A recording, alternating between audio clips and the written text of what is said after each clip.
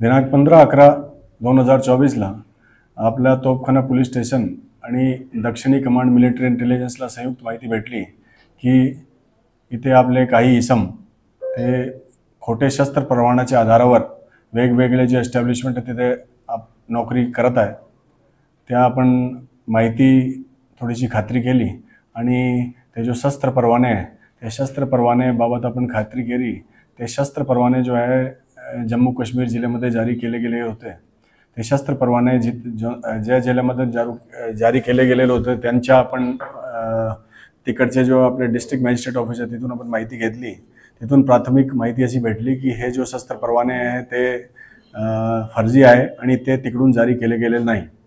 या आधारे आपण तोफखाना पोलीस स्टेशन आणि दक्षिण कमांड मिलिटरी इंटेलिजन्स यांनी संयुक्त विद्यमानाने आपण एक मोहीम राबवली आणि त्याच्यामध्ये आपण 9 इसम असे पकडले।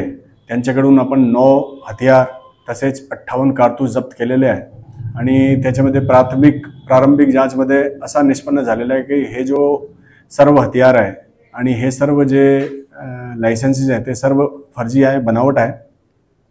आता याच्यामध्ये पुढचा जो तपास आहे पोलीस निरीक्षक तोफखाना पोलीस स्टेशन करत आहे आणि याच्यामध्ये पुढे जो आरोपी आहे त्यांच्या आपण पोलीस कस्टडी रिमांड घेऊ, पुढे तपास आपण करू आणि त्याच्यामध्ये जे काही लिंकेजेस आहे ते सर्व आपण उघडीस आणू। धन्यवाद।